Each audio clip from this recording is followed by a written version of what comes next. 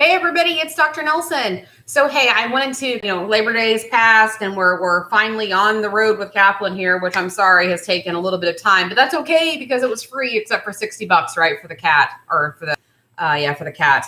So let's talk a little bit about the NAT that you're taking this week. So remember, the NAT assessment is basically going to assess what areas of content you're weak on. So again, throughout the entire curriculum with Kaplan, you've been working on gaining knowledge, building knowledge of content, so that in 490 you can bring it together and then you can start applying it to NCLEX style questions and get ready for the NCLEX RN.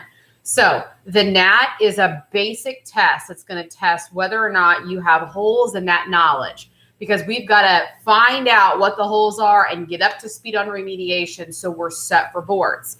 So after your NAT assessment, you're going to get a breakdown, right, of all the questions and areas that you've missed, okay? When you go to your first action plan, what I want you to do is I want you to look at those NAT results and individually pull out topics that you scored low on, okay?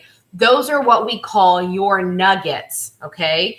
Also, as you've been doing your Q banks, you've been doing some focused reviews, you need to be keeping a running list of your nuggets. So we say nuggets. What are nuggets? Nuggets are pieces of information that you did not know. But more importantly, when you identify what you didn't know, you need to ask yourself, what would I have needed, or what piece of information would I have needed to answer that question correctly? Okay. Or maybe the nugget of the question is, I knew the content, there were two responses, I just couldn't decipher which one was the better option, okay? So when you're doing your action plan, I don't just want you to throw over your NAT and say, I missed all this stuff, okay?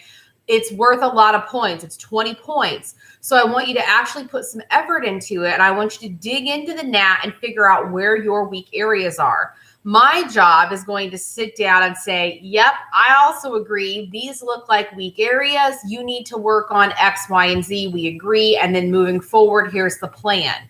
Because the next big assessment is your diagnostic. And then after the diagnostic, we gear up for the Kaplan review course. We gear up for the secure predictor. And those are even more benchmarks exams that's going to help you identify whether or not you're ready to take boards. Okay. So I want those action plans to be pretty robust. This NAT is going to be either pretty heartbreaking or it's going to give you some confidence, okay? One way or the other, it's a really good test to show me where you're at, okay? Hit the benchmark. We want it as high as possible. I'm looking for the benchmark. That's it. So as you jump into Kaplan and you're doing your Q banks, some people have asked, do I do it in tutor mode or do I do it in live mode? I don't care what you do it in, okay? But the Q banks are helpful because, again, it's throwing questions at you. And again, the more questions you do every week, the better prepared you're going to be. NCLEX experts say that they want you doing at least 100 to 250 questions a week. By the time you get out of this class, between all your Q banks and your integrated exams, your secure predictor, you're almost at 3,000, 3,500 questions. So we're going to talk about, even at the end when we get to the adaptive testing, and even another product we have at the end that I'm going to recommend to everybody called UWorld. There's a lot of products here that are going to toss a lot of questions at you, and that's what you need, because you have to have exposure to these questions to understand what you don't know, okay? We know what we know, but we don't know what we don't know. And so by hitting those questions and then completely shocking you, dumbfounding you, it's better that it happens now than it happens when you're sitting in the room taking NCLEX, right? So we want exposure to a lot of questions, get in there with the Q banks, hit those focus reviews. So again, if you haven't hit a lot of them, I know they're not for a grade, I'm giving them for credit. But again, it's going to make or break you at the end. I always bump people up typically on letter grades if they do the focus reviews. I do that because I want you to do it. I want you to look through the content that you're missing and not connecting those dots on. So good luck on the NAT this week. A couple of people have already taken it. Good job. I'm curious to hop on the discussion board and throw out, do you like Examity in comparison to Be Virtual? I'm kind of curious on how everyone's feeling about that. My understanding is that they have a lot more availability as far as timing and scheduling goes.